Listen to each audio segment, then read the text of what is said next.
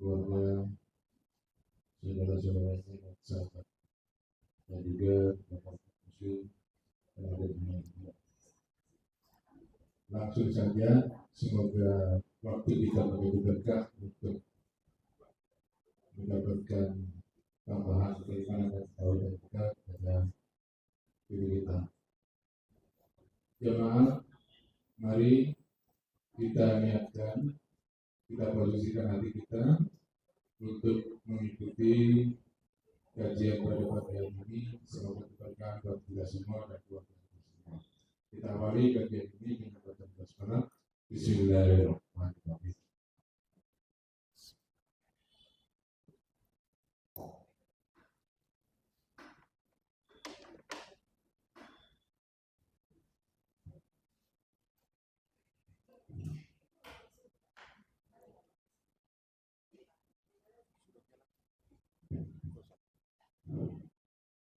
Bismillahirrahmanirrahim. Assalamualaikum warahmatullahi wabarakatuh. Innal hamdalillah alladzi anzala as-sakinata fi qulubil mu'minin liyazdadu imanan ma'a imanihim. Asyhadu an la ilaha illallah wahdahu la syarika lah wa asyhadu anna Muhammadan abduhu wa rasuluhu alladzi la nabiyya wa la rasula ba'dahu. Allahumma salli wa sallim wa barik wa kallim ala nabiyyina Muhammadin wa ala alihi wa ashabihi wa man tabi'akum bi ihsanin ila yaumiddin, amma ba'du. Qala Allah ta'ala fil Qur'anil aziz, a'udzu billahi minasy syaithanir rajim. Ya ayyuhalladzina amanu taqullaha haqqa tuqatih wa la tamutunna illa wa antum muslimun. Ikhwah wa akhwati fillah, para teman-teman, para jamaah alumni SLP 3 lintas angkatan yang insyaallah dirahmati Allah Subhanahu wa taala, model angkatan yang tertua, tersenior. Tahun berapa yang paling senior? 72. Saya masih waktu itu belum proses kayaknya. Alhamdulillah sampai 70 ya, berarti sudah umur hampir 70 ya. Alhamdulillah, Allah panjangkan umur insyaallah. Allah barakahkan umurnya. Semoga panjang umur, barakah umur, amal kita semakin banyak untuk bekal kita menghadap kepada Allah. Alhamdulillah, para bapak, para ibu yang insyaallah dirahmati Allah. Salawat dan salam kita haturkan pada baginda Rasulullah sallallahu alaihi wasallam beserta kepada keluarganya, kepada para sahabatnya, dan juga kepada umatnya, orang-orang yang istiqamah ittiba mengikuti sunnah-sunnah Nabi, yang semoga ittibanya kita dengan baginda Rasulullah, semangat ghirah kita dalam bertalabul ilmi dalam rangka menghidupkan sunnah. Semoga ketika nanti kita berada di padang mahsyar, kita adalah bagian dari umatnya yang diperjuangkan untuk mendapatkan syafaatnya. Dan alhamdulillah, kita lanjutkan pembahasan kajian kitab Riyadhus Shalihin sampai di bab yang ke-14. Silakan yang bawa HP dibuka, bisa dibuka di Google dulu, ketik hadis Riyadhus Shalihin bab yang ke-14. Riyadhus Shalihin bab yang ke-14.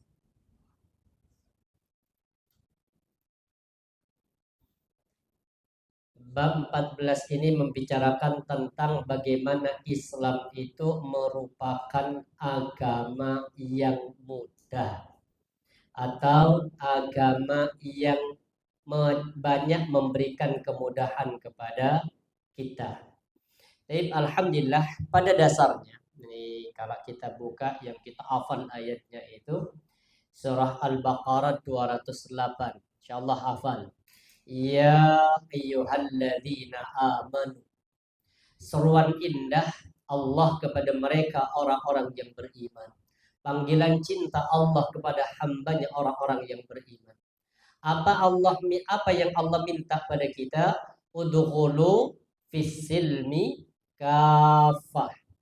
Masuklah kalian ke dalam Islam kafatan secara totalitas, secara kafah, secara keseluruhan. Walaupun memang Islam itu nggak pernah maksa, Allah nggak pernah maksa kita untuk memilih agama Islam. Yang dengan hafal di surah Al-Kahfi itu. Wa qulil haqqu mir rabbikum faman syaa'a falyu'min wa man syaa'a falyakfur. Allah gambarkan itu kan apa? Wa qulil haqqu mir rabbikum. Wa qulil haqq. Jadi al-haqqu kebenaran itu min rabbikum. Jadi Allah kasih kita pilihan.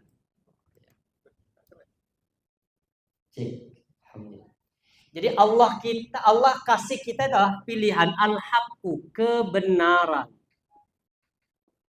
Kebenaran itu bersumber dari siapa? Allah. Kemudian Allah kasih kebebasan itu. Faman syaa'a falyu'min. Yang mau kata Allah falyu'min. Silahkan yang mau beriman silahkan beriman. Wa man syaa'a falyakfur. Yang mau kufur silahkan. Ini pilihan kita. Yang mau beriman dengan kebenaran itu boleh, yang mau kufur juga boleh. Bahkan orang kufur pun apa? Allah tidak akan memberikan apa nih? Allah tetap kasih rizki.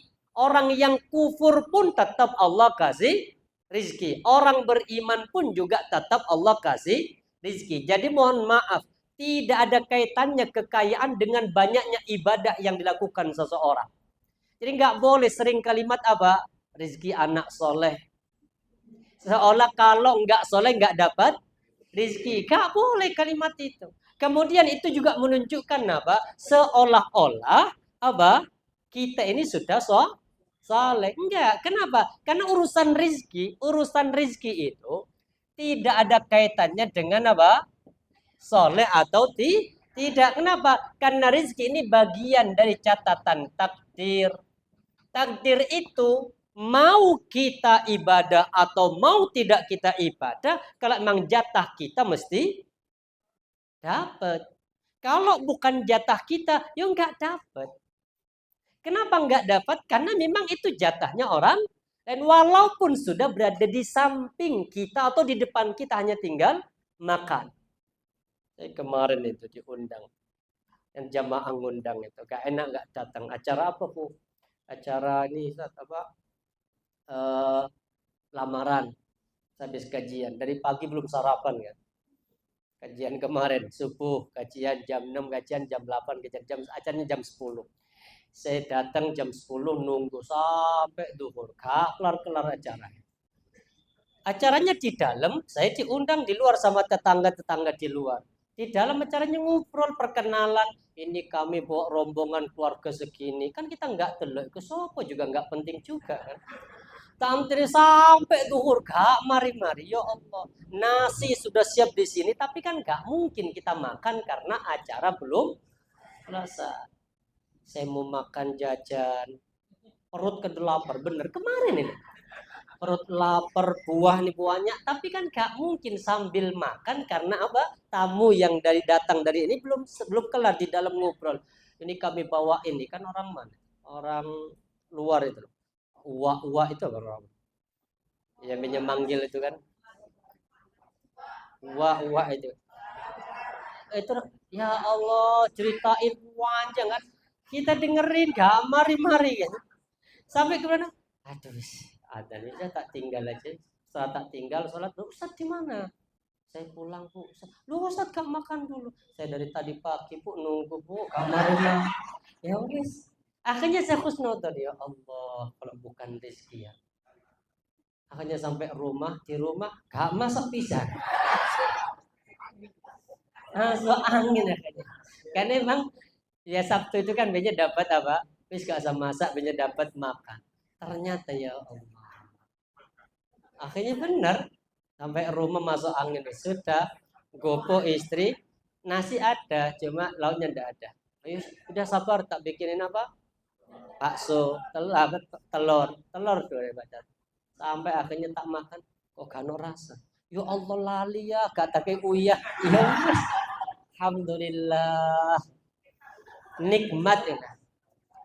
Karena memang apa? Ya sudah, jadi gak ada kalimat kaitannya apa? Rizki sama keimanan enggak. Jadi Allah kasih kebebasan. Kebenaran itu dari Allah, pilihan itu ada pada diri kalian. Yang mau beriman ya silakan, yang mau kufur dengan kebenaran juga silakan. Tapi ingat semua pilihan ini ada apa? Ada konsekuensinya.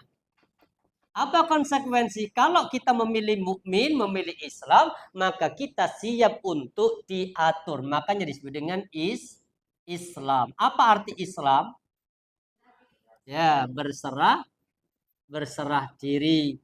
Ketika kita sudah berserah diri, artinya maka serahkan semua aturan kehidupan ini, bukan kita yang bikin, Allah. Karena kita memilih jalur yang Islam. Kalau hidup kita nggak pengen diatur, maka milih yang bawah. Milih kufur, bebas. Mau sholat subuh, mau bangun, gak bangun, terserah. Mau makan riba, mau makan haram, terserah. Tapi ingat semuanya nanti ada konsekuensi. Karena kita sekarang ngambil yang atas Islam atau mukmin, maka kita harus berserah diri. Maka perintahnya udhulu fisilmi kafatan. Kafah. Apa arti kafah? Ya, totalitas. Artinya kalau sudah memilih Islam, ya wis siap. Allah larang begini, nggak boleh ada kalimat ngosok ini lo gak oleh. Kita sering kalimat itu muncul loh, Pak. Ngosok gini lo gak boleh. Kita contoh riba. Ngosok gini riba sih. Padahal kita jelas kan, artinya riba itu kan apa?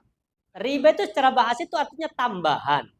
Ziyadah. Ketika kita melakukan sesuatu atau memudahkan urusan orang lain dengan pinjaman, kan memudahkan. Tapi kita sih ingin ada tambahan dari apa yang kita keluarkan, itu namanya riba.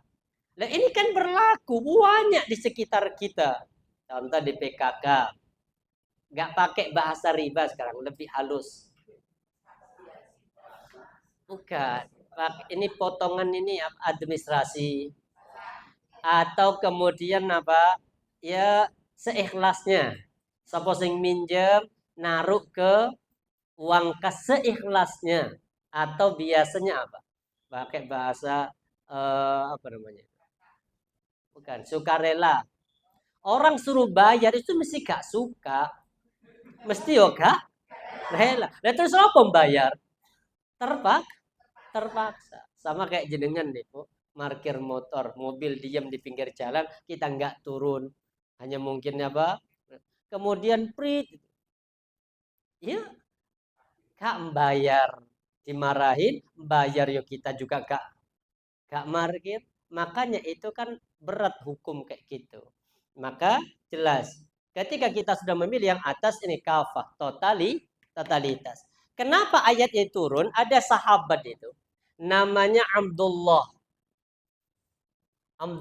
bin Salam. Ini orang Yahudi sama sahabatnya. Beliau masuk Islam ketika di kota Madinah. Aslinya orang Yahudi. Abdullah bin Salam masuk Islam. Tapi beliau masih biasa dengan tradisi keyahudiannya. Ada dua yang biasa dibawa ketika masuk Islam di tradisi Yahudi. Yang pertama, memuliakan hari Sabtu. Yang kedua, karihan ibil, benci daging unta. Ini kan perbuatannya apa? Yahudi. Yang dimuliakan Yahudi itu hari Sabtu. Dibawa padahal dia sudah Islam. Ini kaitannya nanti dengan kita di Indonesia. Kalau sudah Islam, tinggalkan tradisi agama sebelum kita. Apa tradisi agama sebelum kita? Ada Hindu. Kan Islam sebelum masuk ke Indonesia, agama apa yang sudah masuk? Hindu. Makanya Hindu ini yang berkuasa, strategi yang dipakai dulu oleh, kalau ini cerita ya. Cuma saya nggak tahu kitabnya, ini hanya ceritane. Kisahnya siapa? 9 wali. Wali Songo. Di Bali sudah ada wali pitu juga, Pak. Saya nggak ngerti kok. Di sini sudah Songo, sana sih pitu. Di sini juga ada wali murid, wali kelas. Jadi ada wali namanya Wali Songo, itu yang paling yang dari Jawa siapa? Kali Jogo. Jogo Kali.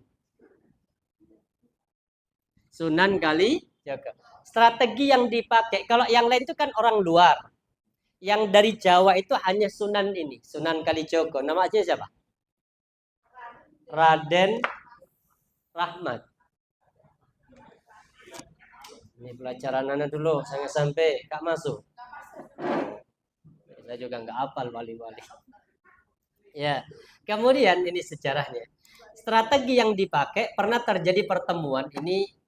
Kenapa kemudian kok banyak tradisi yang seolah kemudian itu bagian dari Islam, padahal ketika Islam itu murni itu dianggap sebagai bid'ah. Ada pertemuan dulu di Ampel Dento, bukan di sini, yang di Surabaya, Ampel itu. Ampel Dento. Sunan Ampel. Cuma tempatnya itu waktu itu pertemuan 9 wali itu namanya Ampel Dento itu. Ketemu di situ, dicarilah ininya, strategi dakwah apa yang ingin disampaikan. Ketika sampai di Sunan Kalijogo itu dia menyampaikan apa? Kami tidak akan merubah agama mereka secara langsung, tapi kami menggunakan pendekatan agama mereka untuk memasukkan mereka ke dalam Islam. Makanya dikenal dengan Gapura. Gapura itu dari kata ghafur. Makanya kenapa gapuranya dua kalimat syahadat. Syahadatullah, syahadatul rasul. Orang kalau sudah melewati gapura ini, berarti orangnya mesti ampuni. Artinya dia sudah bersyahadat masuk dalam Islam. Kemudian dulu kan nggak pakai sandal untuk masuk ke dalam masjid, kai kemudian cuci kaki sih, wis kok asal dikongkon. Akhirnya dikei kolam depannya. Ketika dia nggak mau masuk masjid, ya harus lewat dengan sendirinya. Akhirnya Pak cuci. Maka sekarang di banyak masjid masih dipakai. Masalahnya kadang sudah masuk ke kolam itu, katin balik nang masjid lewat kolam itu lagi. Iki sing repot itu. Jadi sudah bersih, kotor lah. Lagi harusnya dari sini masuk, kemudian langsung tanpa melewati kolam ini, karena ini pembersih. Maka disebut dengan apa? Gapura itu. Sampai dipakai strateginya apa? Sudah kita biarkan. Dulu di Hindu itu kalau ada orang meninggal, itu mereka apa? Menunggu hari baik, kan nggak langsung dikubur, nggak langsung ngampen itu, dipakailah kumpul-kumpul di situ. Kadang dipakai judi apa ayam dulu, sabung ayam, dipakai homer itu. Maka digantilah ketika mereka menunggu, digantilah dengan bacaan-bacaan yang baik. Maka diganti dengan apa? Ya, kalimat-kalimat tajibah itu. Maka muncul namanya tahlil. Itu ditentang sama apa? Wali-wali itu. Kemudian apa jawabannya? Biarkan mereka nanti. Kenapa kok ditentang? Karena khawatir ini nanti dianggap sebagai bagian dari Islam. Menentukan 1, 3, 7, 40, 100, 1000, ya 1 tahun, 1000. Itu kan Islam nggak ngajari itu kan. Ini adanya di kitab mereka, adanya di dalam apa? Hindu. Maka ini kalau tidak dirubah ini dianggap nanti Islam. Apa jawabannya? Nanti kalau sudah mereka masuk Islam, sudah kenal Islam, maka kita rubah pelan-pelan bahwa ini bagian dari tradisi agama sebelumnya, ini Islam yang benar. Akhirnya sudah, karena ada janji untuk diperbaiki, maka diizinkan menggunakan metode dakwah demikian. Setelah dakwah itu ternyata belum sempat diperbaiki, terjadilah penyerangan kepada Indonesia dari VOC itu. Akhirnya mereka berperang, tidak sampai merubah apa yang sudah disampaikan, maka dianggap bagian dari Islam. Maka kalau kita mau masuk Islam, ya ini sudah, ayo apa? Kafah, Kalau Islam tidak ngajari, tidak menentukan tanggal, tidak menentukan ini, sudah laksanakan saja, tapi nggak usah dikaitkan. Seperti kayak jenengan mutasyakur karena hamil. Nggak usah nunggu 7 bulan. Kenapa harus nunggu 7? Kenapa kok nggak di bulan yang keempat? Atau ketika mau mendoakan orang tua, kenapa harus nunggu 40 hari? Kenapa kok nggak di 35? Tahlilan kok belajar siapa? 35 harinya ini. Kau nak gitu. Adanya mesti apa? 4. Maka kalau kita sudah memilih Islam, ayo belajar totalitas, artinya kalau nanti jenengan mau tahlilan 40, jangan memuliakan angka 40-nya. Kenapa? Wis tak tungakno. Kenapa kok sekarang kesempatan ini saiki ya wis selesai. Enggak ada kaitannya dengan urusan apa? 40. Sama nanti pindah rumah, dihitung wetonnya, dicari, ketemu. Pindah rumahnya harus hari Senin jam 7 pagi, jangan lewat depan, harus lewat belakang. Jadi kan ada yang memahami itu. Nah, terus gimana Ustadz kita sebagai bawahan? Kita sebagai anak buah atau kita sebagai generasi selanjutnya yang nggak paham tentang ini gimana sistemnya? Makanya Allah katakan di surah Al-A'raf itu 173. Inna autaqulu. Jangan sampai kalian berkata, Al-A'raf 173. Autaqulu innaka asyraka abauna, yang berbuat syirik itu atasan kami, yang berbuat syirik itu bapak, ibu, kakek, nenek moyang kami. Wa kunna dzurriyyatan min ba'dihim, kami ini hanya apa? Dzurriyyah, keturunan. Saya nggak ngerti napa-napa ya Rabb. Apa tuh likun nabi ma fa'alal mubtilun? Apakah kami juga akan disiksa ya Rabb karena apa? Fa'alal mubtilun, kami melakukan kesalahan tapi kan kami gak ngerti. Gak ngerti apa? Gak ngerti maksudnya ini apa. Cuma karena sudah begini ya kami manut. Apakah kami juga akan disiksa? Sederhananya, apakah kami juga disiksa gara-gara kami berbuat syirik? Padahal syirik ini dilakukan oleh kakek nenek moyang kami. Kami hanya apa? Melanjutkan. Bahasanya artinya ya akan tetap disiksa. Makanya kalau sudah masuk Islam, ayo belajar totalitas. Ini kah oleh sami'na apa? Yang kati nang ceting lo diatur. Nang cetingnya dewi lo diatur. Kan kita berpikir, ngapain sih masuk ceting lo harus pakai apa? Kaki kiri. Kenapa kok nggak kaki kanan? Wong sama-sama apa? Wong sama-sama kaki ku dewi kok. Masuk ke kamar mandi pakai kaki kanan ya sama, kaki kiri juga sama. Islam itu sudah sami'na wa ata'na. Sama nanti dengan makan. Orang kafir itu kalau makan stick pakai apa? Pisau. Tangan kan apa kiri? Kanan itu yang pegang pisaunya kan? Nah, yang kiri pegang garpu, ditusuk, potong. Yang kiri masuk. Persis ke mamak le pengajian. Kak kroso botol. Iya. Karena yang buka pakai yang kanan. Ini kuahnya ini. Yang paling juga sering dicontoh. Tester. Lagi ngaduk kuah. Ke sebelah kiri kan. Iya. Wis tanpa basmalah berdiri pakai tangan kiri. Lengkap wis. Total wis. Iya. Kebiasaan kan. Karena kebiasaan kan. Jadi ke kiri. Apa gak? Langsung. Panas Ustaz langsung. Ya wis cocok ke kiri. Maksudnya pindah ke kanan. Ya, jadi ya terus gimana? Lah Islam ngatur ya sudah wis sami'na. Jadi artinya kalau sudah memilih Islam, ayo Allah mengatakan la ikraha fiddin, kami nggak pernah maksa kalian untuk memilih Islam. Mau milih kafir silakan, la ikraha fiddin. Tapi kalau sudah memilih Islam, yo harus siap. Maka sekarang ketika kita memilih Islam, maka Islam sebenarnya hadir dalam rangka apa? Islam hadir itu untuk memberikan kita keselamatan. Tapi kalau ingin selamat, ya harus manut. Manut siapa? Nah, makanya Rasulullah mengatakan taraktu fikum amran. Aku tinggalkan pada kalian 2 perkara. In tamassaktum bihima, kalau kalian berpegang teguh kepada keduanya, lan tadillu abadan, gak akan pernah tersesat. Apa itu? Kitabullah, Al-Quran, wa sunnati Rasul. Bahkan juga di dalam, coba buka surah Toha, ini masih Islam, kaitannya nanti baru masuk ke materi itu. Di kitab, di hari juga sudah ada itu kan. Di apa? Arba'in, di Riyadus Shalihin. Surah apa itu? Toha ayat berapa? Toha ma anzalna alaikal qur'ana litashqa. Ayat keberapa? Dua. Allah berfirman di ayat itu, Toha. Toha itu salah satu apa? Toha itu juga disebut dengan apa? Disebut dengan huruful muqatta'ah. Apa namanya, huruf-huruf yang terpotong. Ada juga menafsirkan Toha itu salah satu nama Nabi.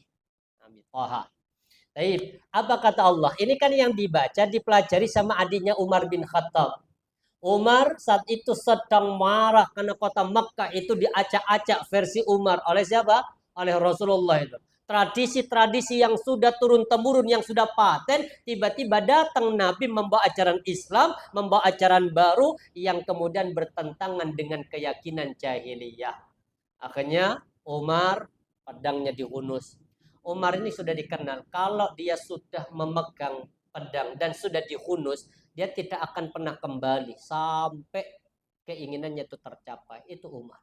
Makanya kenapa Nabi dulu di awal-awal Islam itu beliau berdoa begini.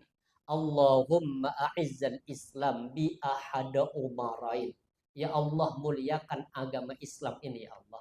Engkau pilih ya Allah dengan dua Umar. Masukkan salah satunya ke dalam Islam. Umar bin Khattab sama Amr bin Hisham. Amr bin Hisham ini Abu Jahal. Dua orang ini, Bu, ketika masih kafir sama tabiatnya. Apa? Kata Nabi, dua orang ini kalau sudah meyakini sesuatu akan dipertahankan keyakinan itu sampai mati walaupun dia berada di keyakinan yang salah. Makanya Nabi minta ya Allah muliakan Islam ni Allah. Wis pilih ya Allah. Dengan monggo mau pilih sinten ya Rabb. Salah satu aja jangan dua-duanya. Allah lebih condong kepada Umar. Tapi Umar itu condongnya berangkatnya dengan apa? Pedang terhunus mau membunuh Nabi Muhammad. Sudah dihunus pedang. Di tengah perjalanan ditanya, "Mar, kata Nabi, Mar, aku mau ke rumah Muhammad karena dia yang sudah mengacaukan penduduk kota Makkah." Kata orang itu di tengah perjalanan, "Wahai Umar, jangan engkau temui Muhammad dulu. Karena adikmu sendiri itu sekarang sudah menjadi pengikut Muhammad. Balik arah, jadi harusnya lurus, akhirnya ke kanan. Ke rumah adiknya. Adiknya namanya Fatimah. Suaminya namanya Sa'id bin Zaid. Sa'id bin Zaid itu yang juga masuk di antara 10 sahabat yang dijamin masuk surga. Kemudian sampai ke rumah itu, baru di pintu itu ternyata dua orang ini sedang belajar Al-Quran. Yang ngajari Khabbab bin Al-Arat itu. Khabbab yang ngajari, Umar didengar, di luar sudah dengar ayat ini. Oha ma anzalna alaikal Qur'an litashqa. Cuma karena sudah dipenuhi dengan amarah ya. Akhirnya masuk ke dalam, ditampar adiknya, kemudian apa? Suaminya juga dipukul, dihajar, diduduki di depan, di atas dada itu. Di atas dada adiknya mau dibunuh sama Umar itu. Kemudian didorong sama adiknya, Umar itu dorong, ditamparlah adik itu sampai keluar darah di bagian pipi sini. Ketika sudah berdarah, Umar itu kemudian apa? Berpikir, agama apa ini sampai sedemikian orang bela. Akhirnya katanya nyesel, tenang, panggil, mana? Apa yang kau baca tadi? Tidak disembunyikan. Apa yang kau baca? Tidak ada. Aku sudah mendengar dari luar. Mana? Dibaca ayat ini. Ma anzalna 'alaikal Qur'ana litashqa. Kami tidak menurunkan Al-Qur'an kepadamu agar engkau menjadi susah. Inspirasi inilah kemudian dia minta tunjukkan kepadaku mana rumah Muhammad. Berangkat. ke Arqam bin Al-Arqam yang dikenal dengan Baitul Arqam. Di situ sedang belajar para sahabat, termasuk di dalamnya ada paman Nabi namanya Hamzah. Yang lain lihat dari atas itu ketahuan Umar dari jauh. Mati kita ini. Karena padang masih dihunus, akhirnya apa? Silakan naik ke atas semua.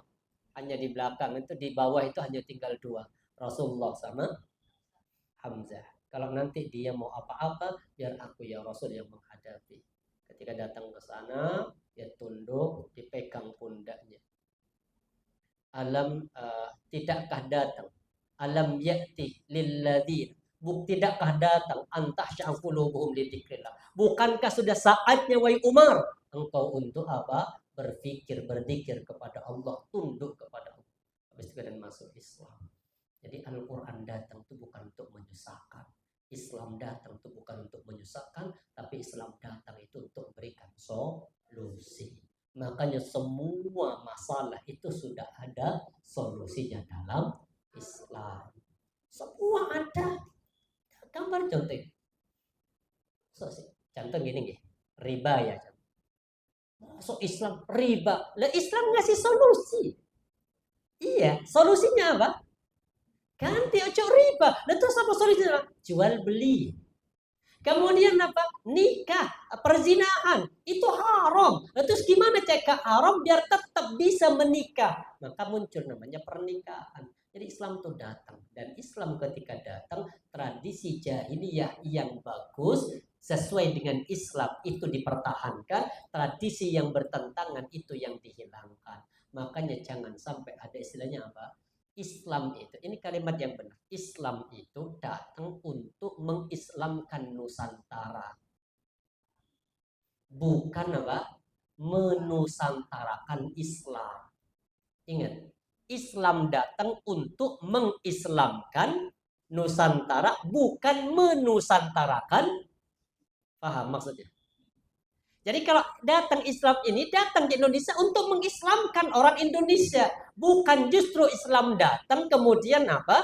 Harus mengikuti tradisi yang sudah ada di Nusantara. Ya kan bisa. Kalau tradisi sudah ada, kemudian Islam datang, tradisi ini ternyata nggak benar, yang ngalah yang mana? Islamnya menyesuaikan dengan tradisi atau tradisi yang harus mengikuti Islam? Tradisi mengikuti harusnya. Makanya di jahiliyah itu yang nggak benar kan dibuang. Pernikahan yang nggak benar ganti jadi benar. Kemudian pernikahan dulu itu masih boleh awalnya apa? Menikahi apa itu? Ya, dari bapak nih ya, apa namanya itu? Mantan istri dari bapak angkatnya. Ibaratnya ada anak ya. Ini apa namanya itu? Anak laki, bapaknya menikah sama ibu perempuan, tapi bukan yang melahirkan dia, mungkin janda. Kemudian bapaknya selesai melahirkan hajatnya cerai, maka anak ini dulu boleh menikah sama ibu. Itu dulu. Ibu tiri dulu boleh. Ketika Islam datang haram. Terus gimana? Sudah ikuti. Terus gimana kalau habis pengen nikah? Maka bapaknya ngalah.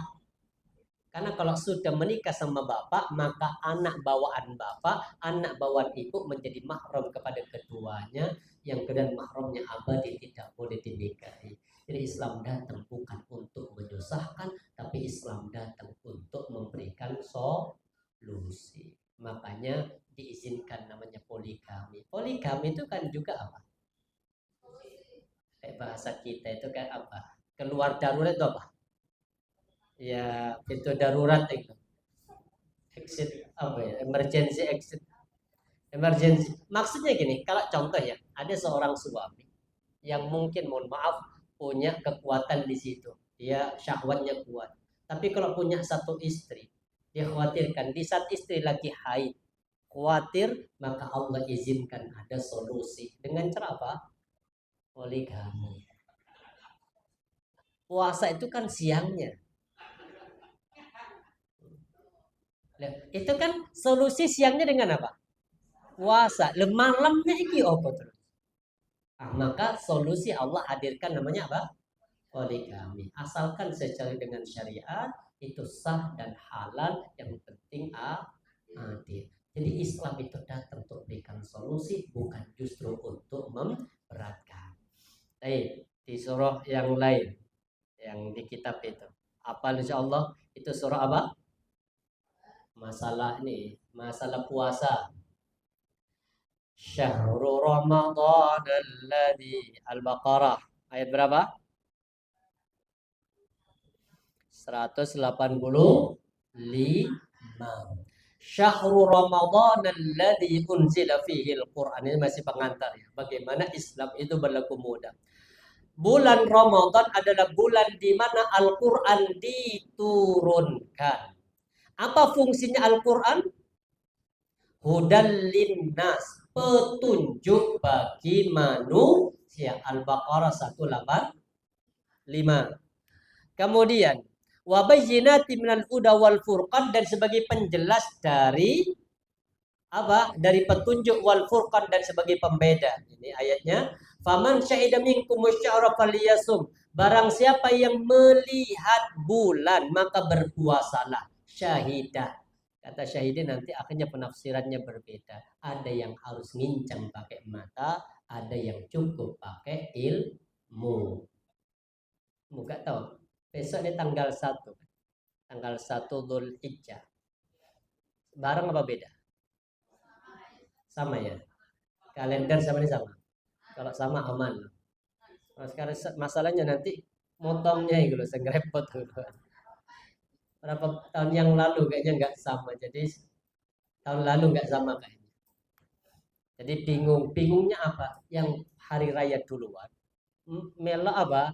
Ada jamaah yang hari ini masih puasa, kemudian ikut kurban yang hari ini, ikut yang repot. Kan patungan 7 orang, 5 orang hari raya hari ini, kemudian yang 2 besok, sedangkan pengen dipotong sekarang. Padahal kata Nabi apa? Man dhahaba qabla yusalli falyu'id. Siapa yang memotong sebelum sholat maka ulangi. Artinya nggak sah. Repot itu kan. 5 aman, 2 nggak aman. Nah, terus gimana? Akhirnya potong separuh. Separuhnya maka kayak gitu bingung kan. Terus gimana solusi? Ya pindah besoknya. Terus kita kebiasaan pokoknya setiap tanggal 10, artinya hari pertama kita nyembelih karena besoknya mungkin nyembelih tempat lain. Terus gimana? Yes, potong separuh itu agak solusi. Nggak, maksudnya gimana? Kan nggak bisa. Maka ini kalau bersama aman insya Allah. Besok, makanya mulai besok dijaga, maksimalkan ibadahnya, karena itu diantara hari-hari yang terbaik. Wa man kana maridan aw ala safarin fa'idatun min ayyamin ukhra. Ini ayatnya, bagaimana Islam itu datang dengan kemudahan. Yuridullahu bikumul yusra. Allah itu datang untuk memudahkan kalian, wala yuridu bikumul us, dan Allah tidak berkehendak untuk menyulitkan kalian. Berarti Islam itu sederhana. Kalau puasanya kuat maka wajib puasa. Sehingga kuat puasa bayar fidyah. Orang sakit gak puasa maka qadha di saat dia pas gak sakit. Kalau ternyata sakitnya karena tua, ya cukup bayar fidyah. Dan inilah Islam itu. Semua dalam Islam itu ada solusi, dan Islam datang untuk memberikan kemudahan. Masuk hadis yang pertama. Di kitab hadis yang pertama ketemu yang di Google buka Riyadhus Shalihin bab ke-14. Wa an Aisyah radhiyallahu anha anna Nabi sallallahu alaihi wasallam dakhala 'alaiha wa 'inda imra'atun qala man hadhihi.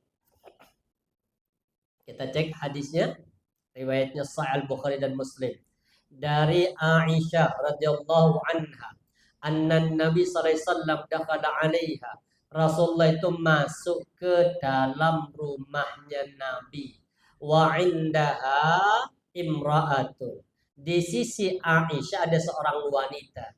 Jadi rumah Aisyah itu yang sekarang jadi makamnya Nabi, itu rumahnya Aisyah. Yang di Raudhah itu loh. Jadi makam Nabi itu yang Tiga itu Abu Bakar, Umar, kemudian itu kan Raudhah. Nah, itu rumahnya Aisyah. Rumah istri yang lain enggak di situ. Jadi rumah Aisyah itu yang jadi apa? Rumah di mana Rasulullah menghembuskan nafas terakhir ya.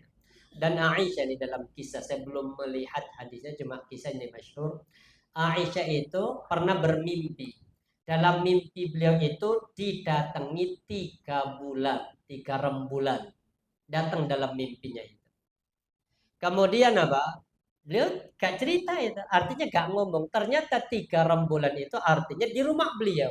Itu artinya 3 rembulan itu nanti dijadikan sebagai 3 makamnya orang mulia. Yang pertama rembulan itu adalah Rasulullah yang bersinar terang. Yang kedua bapaknya Abu Bakar As-Siddiq. Yang ketiga ini aslinya miliknya ini. Hanya disiapkan untuk Aisyah itu. Makamnya Umar itu. Ini sekarang untuk Aisyah.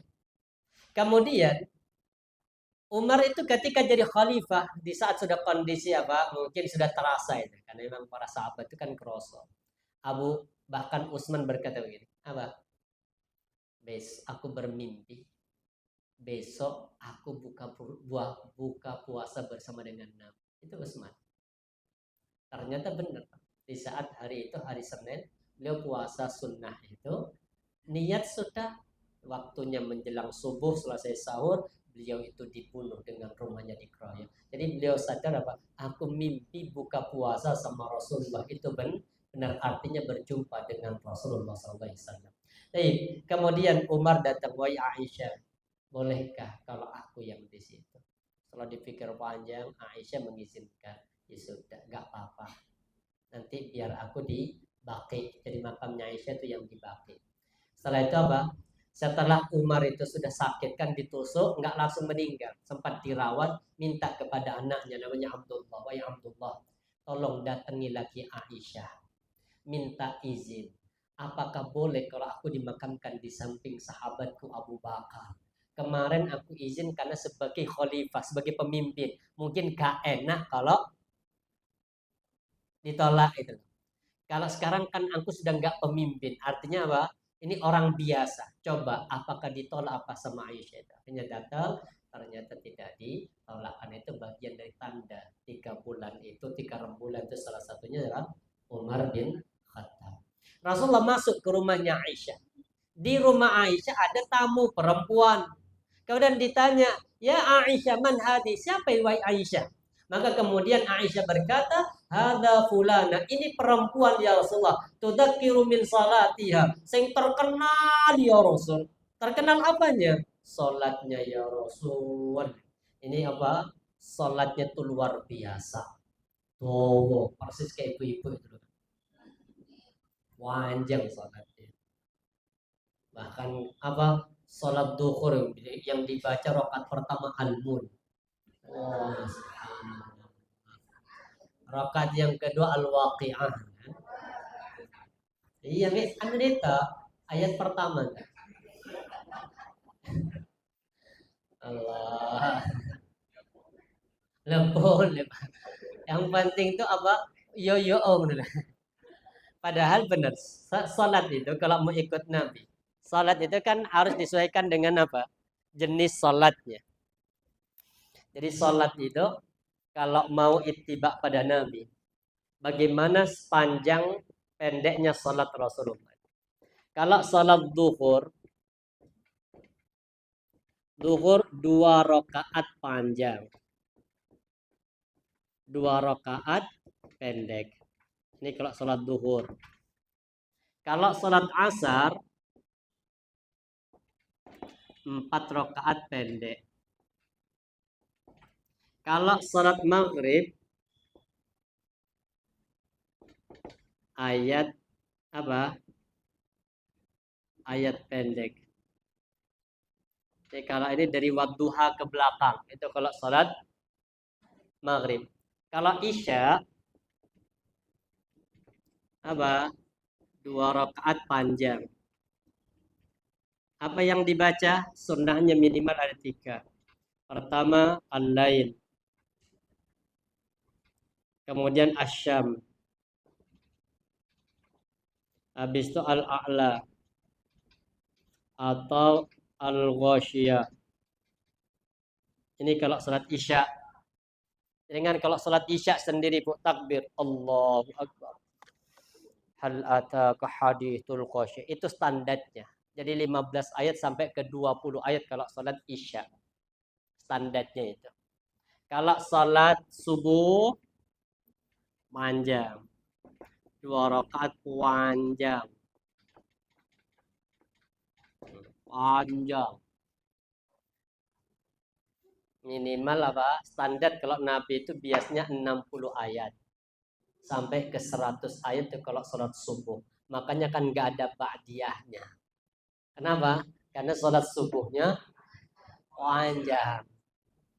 Kalau Isya 2 rakaat pertama panjang, 2 rakaat yang kedua pendek. Karena nggak pakai surat. Ya, standarnya Isya itu al-lail. Jadi kalau nanti dengan sholat di rumah itu al-lail coba dibaca rakaat pertama. Rakaat yang kedua coba asyam. Standar itu. Masalahnya sudah disiapkan satu rakaat pertama al-lail, rakaat yang kedua asyam. Tapi ketika amin, yang pertama muncul itu langsung inna a'tina. Itu yang udah ya Allah, kalau tak siapkan kenapa kok yang itu yang pertama kali keluar sehingga dibaca. Bahkan rakaat kedua itu kadang yang balik lagi itu lagi yang dibaca. Kenapa? Sesuai dengan kebiasaan. Ini kisah ya sedikit bagaimana Rasulullah menegur.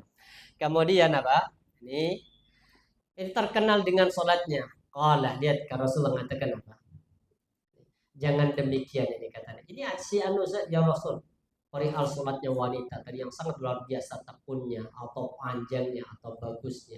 Kemudian kata Nabi, nah kalau Rasulullah jangan demikian. Alaikum bima tutikun. Ojo nemen, artinya jangan terlalu ngoyo kata Rasulullah. Alaikum bima tutikun. Cukup sesuai dengan kemampuan. Fawallah demi Allah la yamallu. Karena Allah tidak akan pernah merasa jenuh. Allah tidak akan pernah merasa bosan untuk mencatat semua kebaikan yang pernah kita lakukan. Yang paling kita takutkan hatta tamallu sampai kalian yang merasa jenuh, merasa bosan. Kenapa kok bosan? Karena terus semangat gitu. Sama kayak di bulan Ramadan itu. Titik-titik akhir itu kan jenuh juga. Ya, baca Quran itu di kelas apa awal-awal tuh enak 5 juz tuh.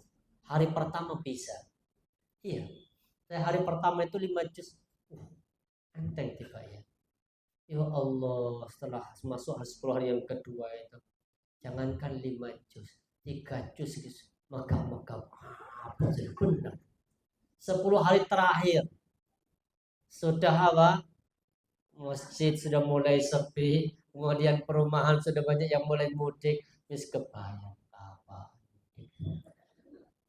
Jadi benar itu masih 1 bulan. Kalau gimana kalau terus-terusan? Makanya kata Nabi cukup matutikun standar saja wahai ibu. Kenapa takut jenuh? Maka ditutup wa kana habbuddin ilaihi ma dawama sahibu alih. Karena amalan yang paling dicintai oleh Allah atau agama yang paling indah itu adalah amalan yang apa?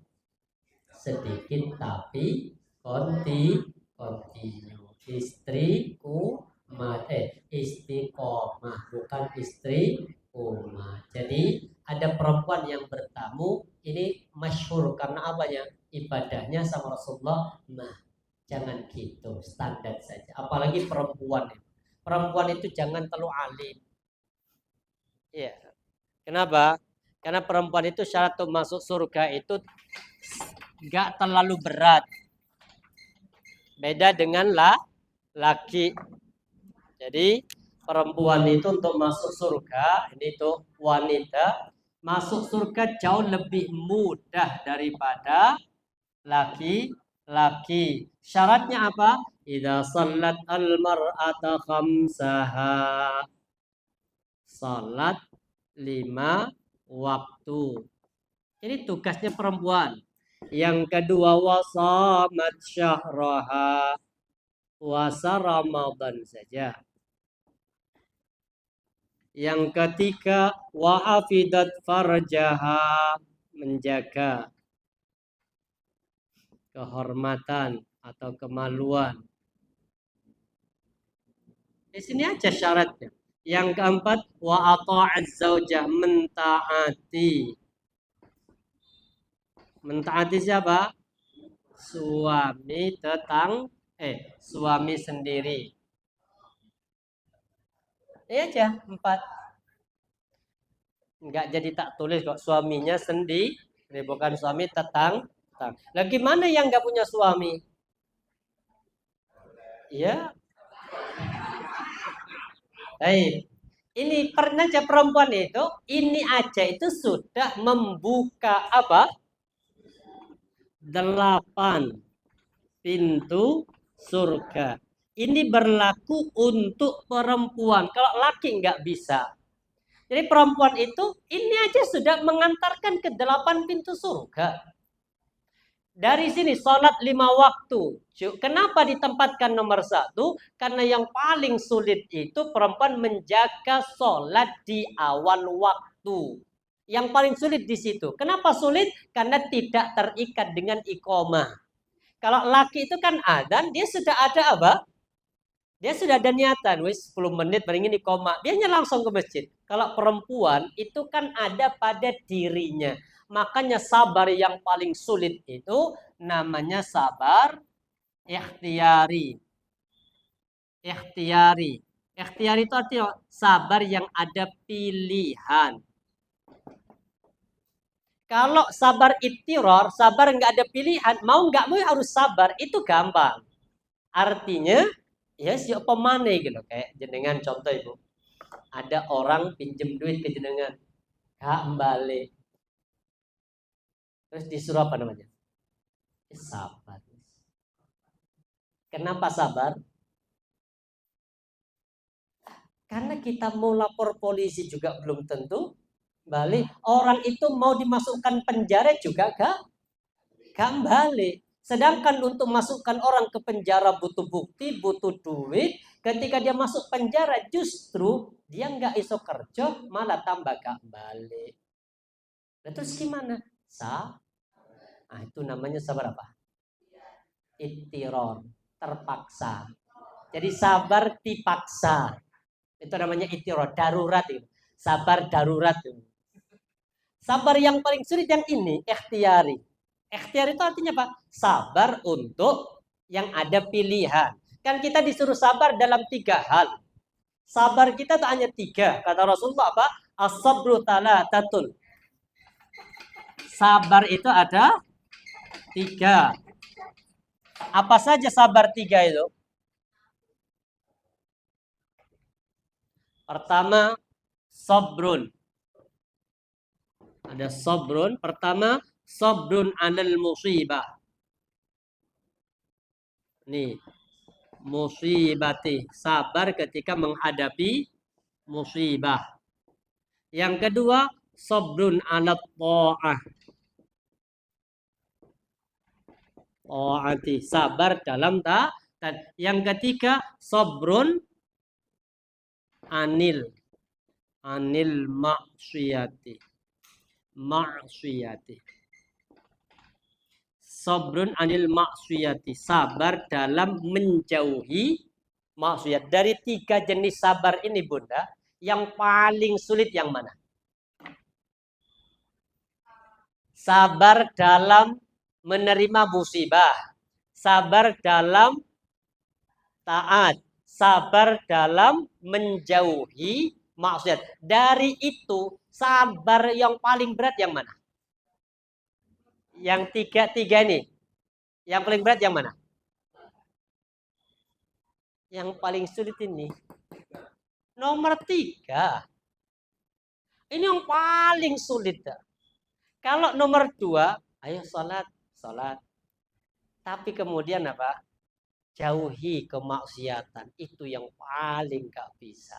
Makanya sampai ada istilahnya STMJ. Sholatnya terus. Ya, maksiati sih jalan. Ternyata yang paling sulit yang ini. Menjaga diri dari kemaksiatan. Perempuan disuruh sholat 5 waktu, bisa insya Allah. Suruh puasa, bisa. Coba disuruh diem. Jangan rasan-rasan. 2 minggu saja. Nggak usah 1 bulan apa puasa, kan puasa 1 bulan. Wis rasan-rasan nggak usah ngerasani 2 minggu saja coba. Insya Allah kurus.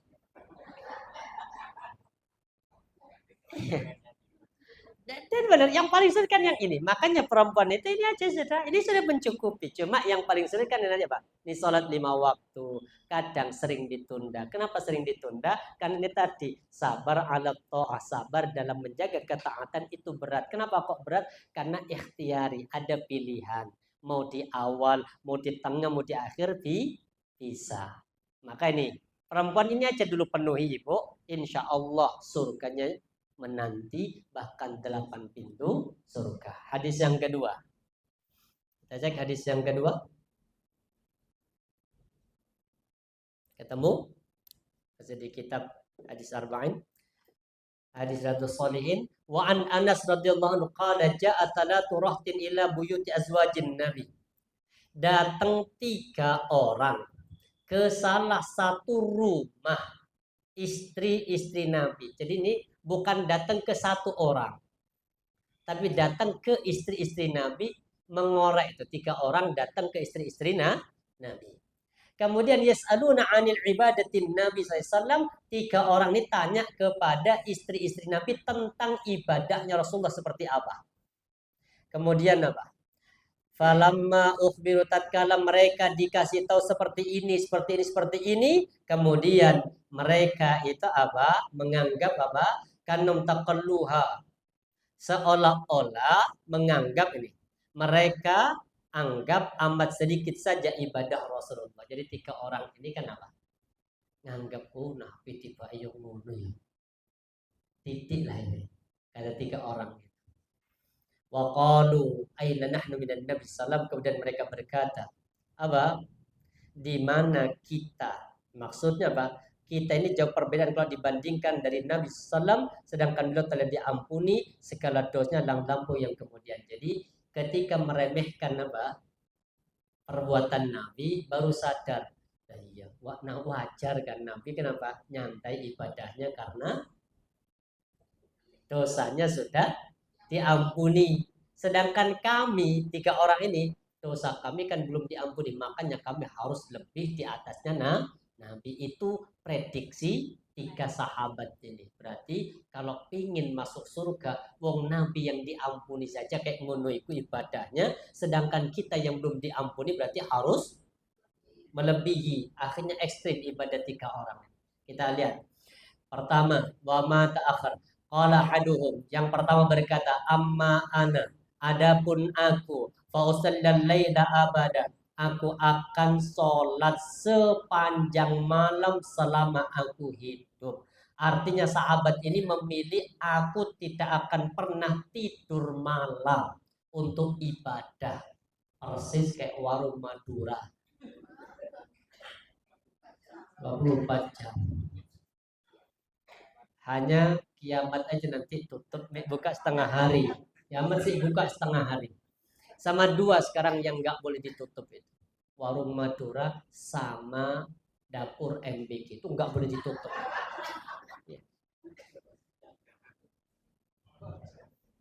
Ya. Kenapa? Karena itu yang menjadi penopang apa? Ekonomi rakyat. Kalau MBK ditutup, lah besok anak-anak mau makan apa? Kita Anis sak tulungan MBK arek mati kabeh gitu. Enggak. Ketika nggak ada MBK ya mesti ada rezeki yang lain. Jadi ini malam aku nggak akan pernah tidur. Ada toko Madura itu juga ibadah sepanjang malam karena kan kerja juga apa? Ibadah. Tidur juga ibadah. Tidur di saat jam kerja double pahalanya. Nah, kalau kemudian momentumnya apa? Ngaji ibadah, puasa ibadah, tidur ibadah. Kalau tidur di saat pengajian kondisi puasa, 3 dapat. Makanya kalau majid taklim tidur saya biarkan. Kenapa? Karena tidur juga ibadah. Gak nyindir sih. Cuma apa?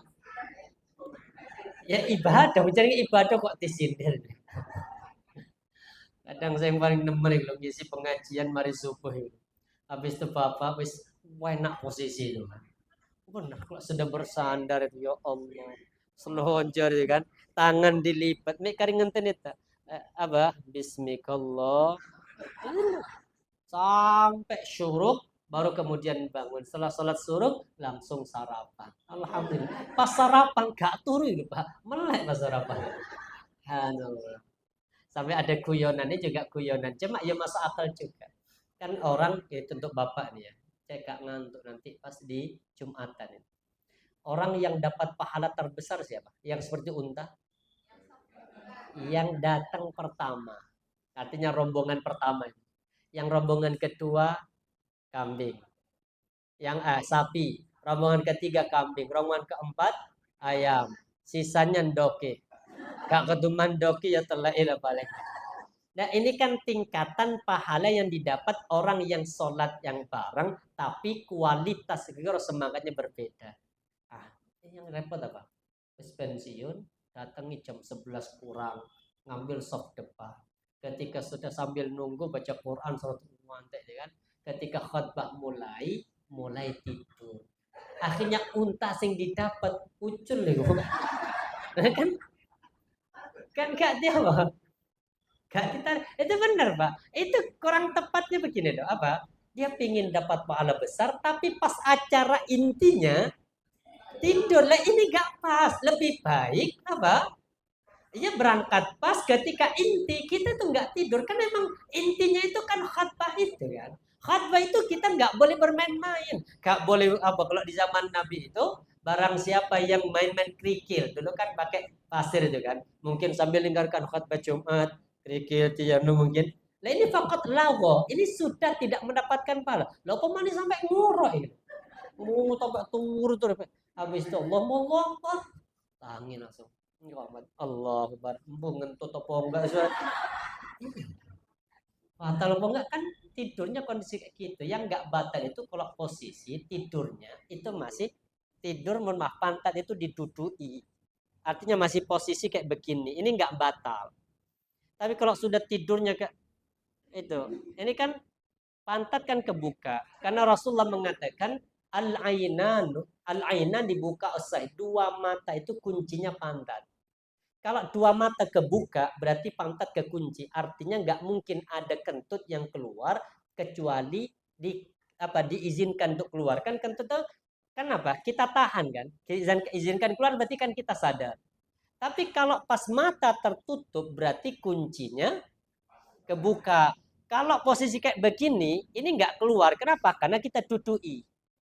Kita tutup dengan posisi kita duduk. Tapi kalau kemudian sudah miring, ini kan akhirnya bergeser, itu bisa jadi angin keluar tanpa dia sadari, sedangkan dia harus melaksanakan sholat. Makanya di antara pembatal wudhu itu ketika tidur dalam keadaan nyenyak. Nih, akhirnya malam gak mau tidur, mau tahajud. Yang kedua, wa ana asumud dahra abada. Aku tidak akan pernah berhenti puasa sepanjang hidupku selama aku masih selama masih diizinkan untuk berpuasa. Kan ada hari-hari yang dilarang kan. 2 hari raya itu kan kita nggak boleh puasa. Hari tasyrik, mengkhususkan hari Jumat itu kan nggak boleh. Atau mengkhususkan hari Sabtu itu kan nggak boleh. Tapi kalau terus-terusan itu namanya puasa apa? Puasa wisal, puasa nyambung terus. Itu ndak boleh Islam itu. Maksimal puasa itu apa? Sehari tidak, sehari puasa. Saya punya nih, mertuanya adik saya itu puasanya wisal. Terus puasa terus sepanjang. Ini sudah 34 tahun puasa terus. Benar. Kuat. Cuma ya sakti akhirnya. Ketika ke Kendedes itu, kabur dia dari Kendedes. Dari Kendedes Singosari itu kan rumah mertua di situ. Kendedes itu waktu nyambangin, pari sandalnya diangkat. Apa Pak? Aku ndelok wah gitu. Ya Allah, berarti kan dia bisa melihat itu. Sedangkan saya sing di sana 6 tahun gak tahu ndelok. Yang tak delok nih orang pagi dok mandi. Makanya saya pindah dari situ. Kenapa? Karena ketika saya buka pintu kelihatan kolam renang. Banyak mama mandi. Gak enak kak delok yo. dosa. Ditelok ya barang bagus, tapi ya dosa. Nah, gini. Jadi dia ya nggak benar walaupun jadinya ibadah tapi apa? Ekstrim itu loh. Nggak ada tuntunan itu. Rasulullah kemudian yang kedua, yang ketiga nanti kita jawabnya Rasulullah. Fajar Rasulullah yang kedua, yang ketiga apa? Wa ana a'tazilun nisa. Aku akan menjauhi perempuan. Artinya aku tidak akan pernah menikah. Fala atazawwaju abada. Fajar Rasulullah, Nabi datang kepada tiga orang tadi. Antum alladzi qultum kada wa kada. Apakah kalian yang ngomong begini dan begini? Ama wallah, demi Allah. Adapun demi Allah, sesungguhnya ahsyakumullah.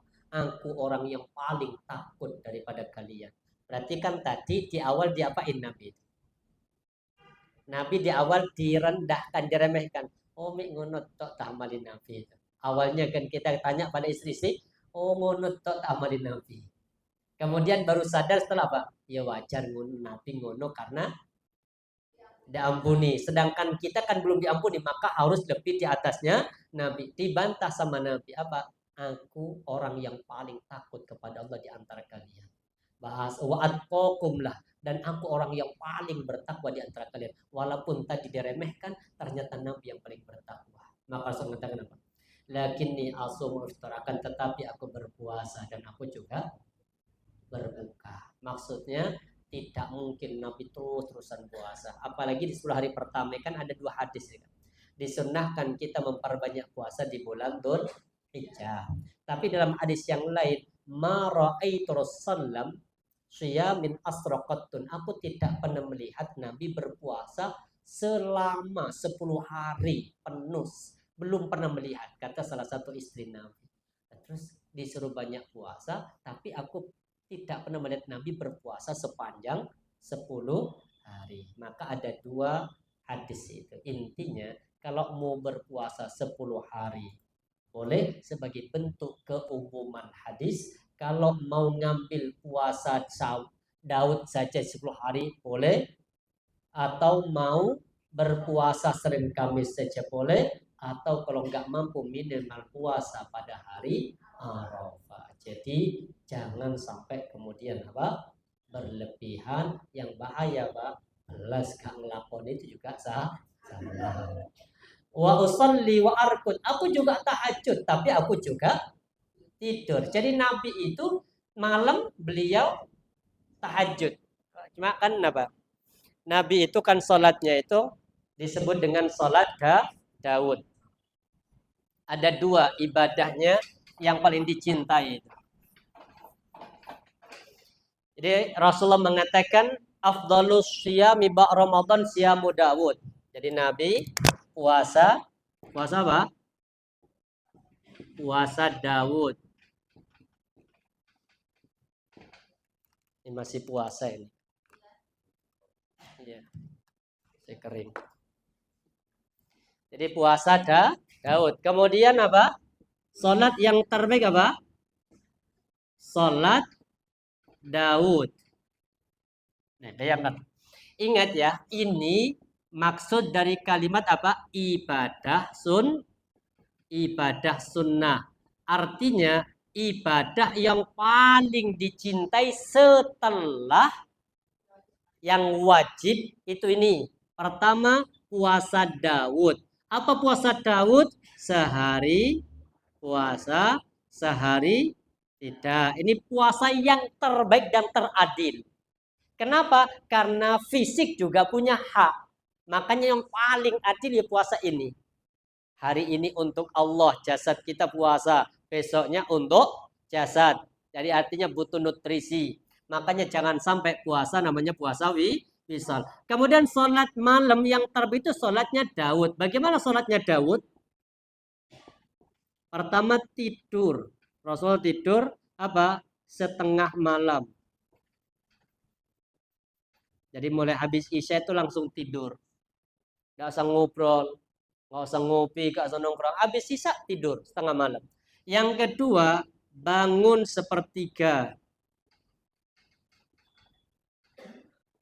Sepertiga malam bangun. Kemudian tidur lagi seperenam. Seperenam. Tidur lagi seperenam. Jadi Nabi itu, ini sholatnya Daud. Habis Isya tidur. Habis setengah malam atau sepertiga malam bangun tahajud. Menjelang subuh. Seperenam sebelum subuh tidur lagi. Itu Rasulullah. Cuma jangan contoh yang ini. Gitu. Takut apa? Takut bablas. Dan itu benar.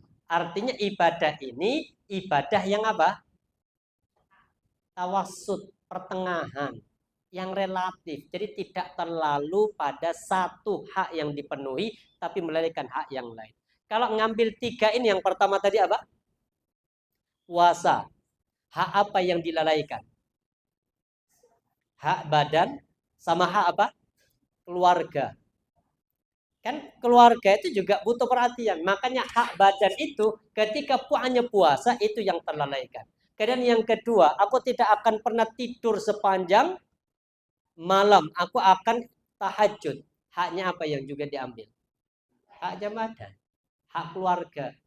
Padahal tujuannya untuk memenuhi hak Allah. Makanya harus adil. Yang terakhir apa? Wa atazawwan nisa. Dan aku juga menikah. Rasulullah bahkan lebih dari satu. Nabi itu 9 istrinya, tapi subhanallah beliau orang yang paling bertakwa. Sedangkan kita satu, ya, menulis gak tahajud ya.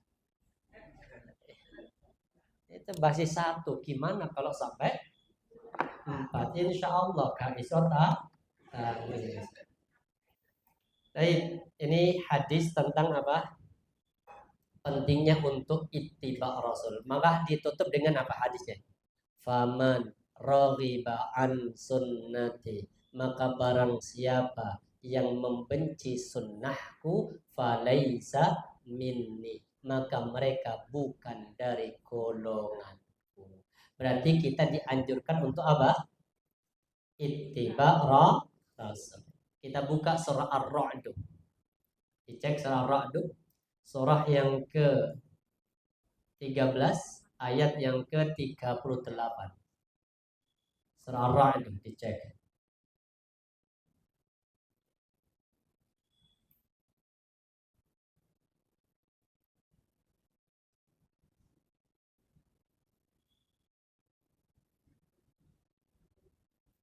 Sudah? Ketemu ayatnya? Surah Ar-Ra'd, surah 13 ayat yang ke-38. Allah berfirman, "Walaqad arsalna rusulan min qablika waja'alna lahum azwaja wa dzurriyyah." Ini kaitannya dengan apa? Ittiba Rasul. Walaqad, dan sungguh, arsalna, kami telah mengutus rusulan, rasul-rasul min qablik, dari sebelum Nabi Muhammad. Kan ada nabi, ada rasul. Waja'alna, dan kami jadikan mereka azwajan, punya istri, wa dzurriyyah, dan punya keturunan. Berarti istri, rumah tangga, keturunan itu bukan penghalang orang untuk ibadah. Jadi para nabi, para rasul itu kan ada 300 berapa rasul? 313 atau 315 rasul. Itu punya apa? Sama, punya istri, punya anak. Bahkan Rasulullah mengatakan arba'un min sunanil mursalin. Ada 4 sunnah para rasul. 315 atau 313. Ini rasulnya ya. Jumlah rasul itu 315 atau 313. Kalau nabi, kalau nabi lebih banyak. Kalau nabi itu kurang lebih 120.000. Ada yang mengatakan 124.000 nabi. Jadi kalau nabinya lebih banyak. Kalau rasulnya 315. Punya 4 sunnah. Semua para rasul itu sunnahnya ada 4. Apa itu? Yang pertama al-haya. Al-haya. Al-haya. Semua para nabi punya sifat pemalu. Semua para nabi itu sunnahnya para nabi apa? Malu. Makanya sampai Rasulullah mengatakan apa? Idza lam tastahi fasna ma Semua pesan para nabi dan rasul sebelum Nabi Muhammad, kalau engkau tidak punya sifat malu, maka berbuatlah semaumu. Berarti semua para nabi itu punya sifat pemalu. Sampai Nabi Daud itu saking pemalu dan saking cemburunya, beliau itu tidak mau istrinya keluar rumah. Maka ketika Abu Daud keluar rumah, itu dikunci rumahnya dari luar. Nah, 1 bulan istrinya di dalam rumah. Paketan gimana Ustaz? Ya, di dalam sudah ada wifi. Ya, sudah enggak apa. Beliau itu sami'na kepada Nabi Daud. Makanya pas Nabi Daud mau meninggal itu, Nabi Daud sih di luar, rumah dikunci dari luar. Tiba-tiba di balik pintu itu datang sosok laki-laki. Kaget istri itu. Kamu siapa? Nanti kalau suamiku datang tak laporkan kepada suami. Meneng di balik pintu. Diam laki-laki begini. Tapi mau dipukul kan gak wani juga laki-laki kan. Ditunggu sampai pada akhirnya Nabi Daud datang.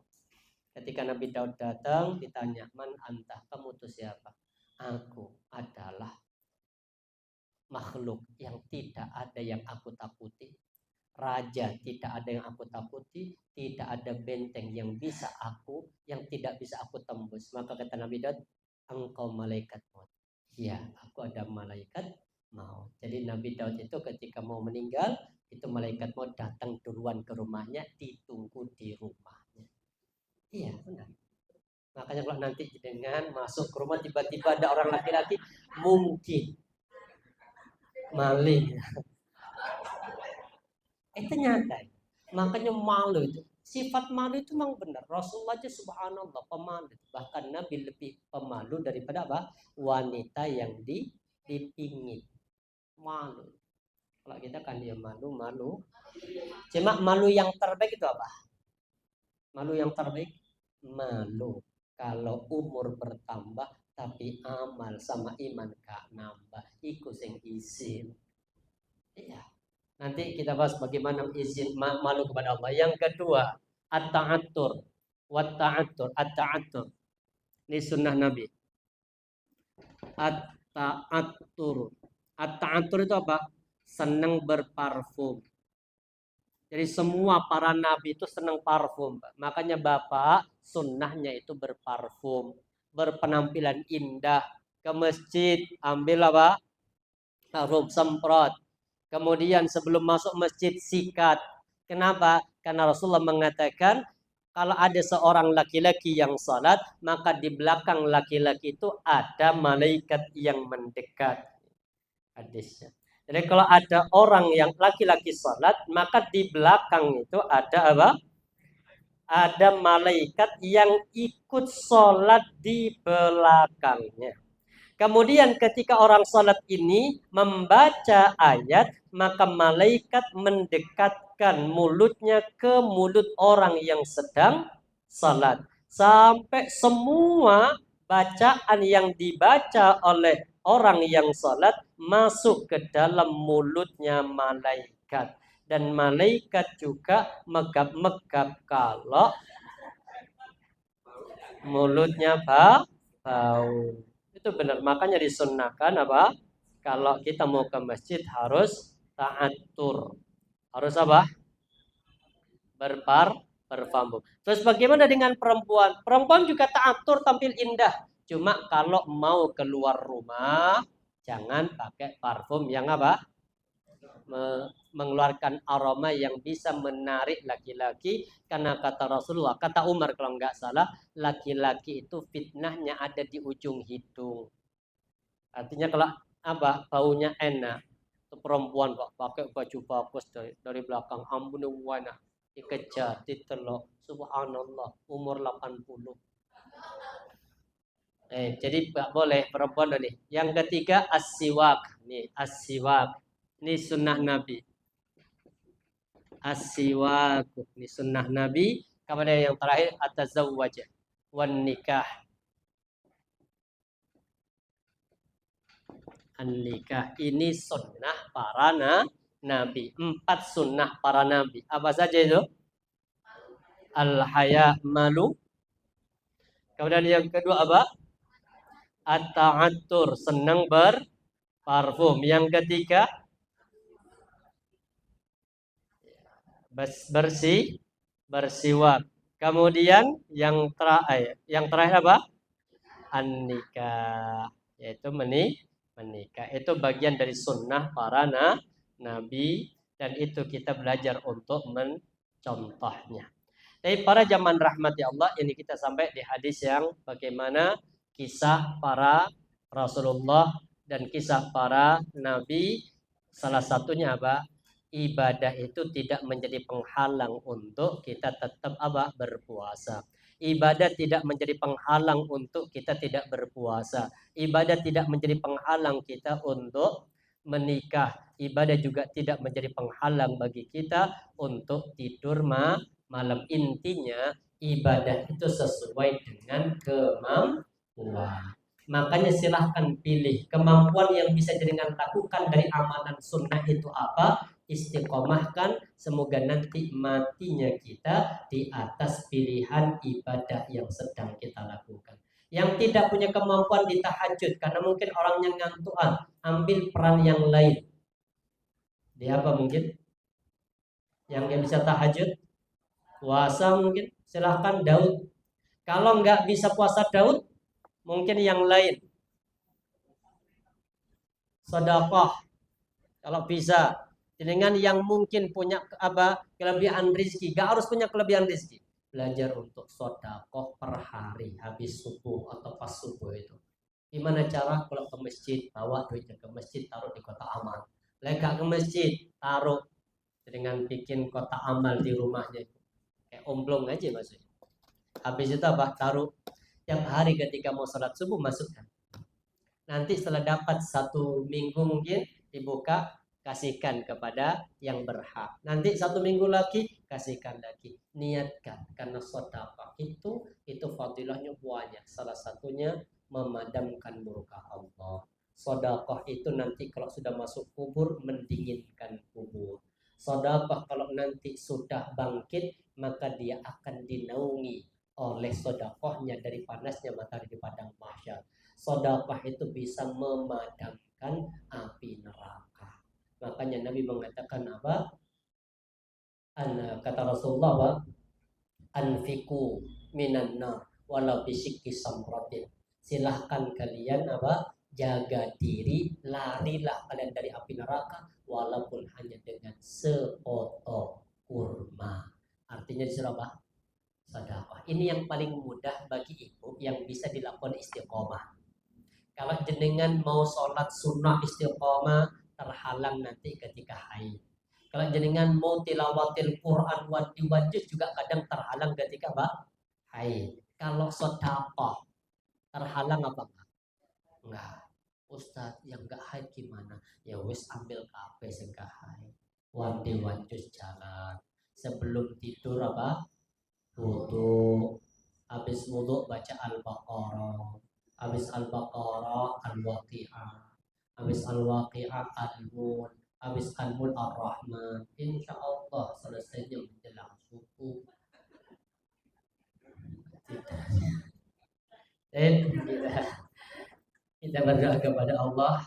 Ada saudara kita yang sedang diuji sakit dan apa namanya, semoga Allah Subhanahu wa taala yang sedang diuji sakit Allah berikan kesabaran, sakit menjadi sebab dihapus dosa-dosanya, Allah angkat derajat beliau.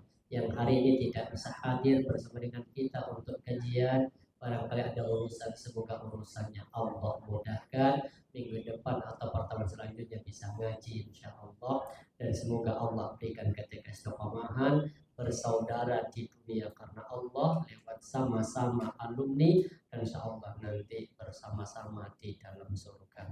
Subhanallah bihamdika asyhadu an la ilaha illa anta astaghfiruka wa atubu ilaik. Allahumma shalli ala Muhammad wa ala ali Muhammad kama shallaita ala Ibrahim wa ala ali Ibrahim wa barik ala Muhammad wa ala ali Muhammad kama barakta ala Ibrahim wa ala ali Ibrahim innaka Hamidum Majid.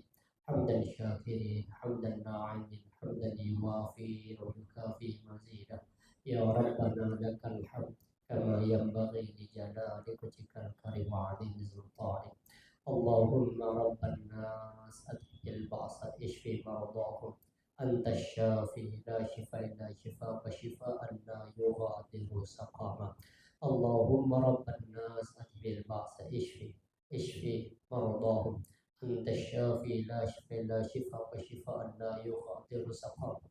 اللهم لا تدع لنا ذنبا إلا غفرته ولا هما إلا فرجته ولا مريضا إلا شفيته ولا عسيرا إلا يسرته ولا دينا إلا قضيته ولا حاج من حاج الدنيا والآخرة إلا قضيت يا أرحم الراحمين يا أرحم الراحمين يا أرحم الراحمين.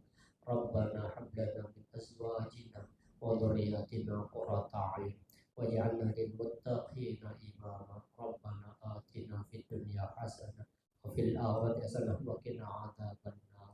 سبحان ربك رب العزة عما يصفون وسلام على المرسلين والحمد لله رب العالمين. السلام عليكم ورحمة الله وبركاته.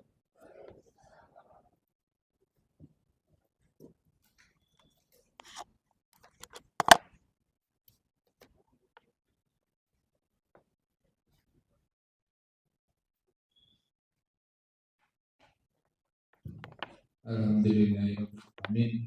Semoga kajian pada malam ini memberikan keimanan, tafakuran dan tauhid kepada Allah Subhanahu wa taala. Bapak Ibu, mari kita kondisikan untuk hadir di kajian yang akan datang. Dan insyaallah kita lakukan di awal bulan ini minggu pertama. Assalamualaikum warahmatullahi wabarakatuh.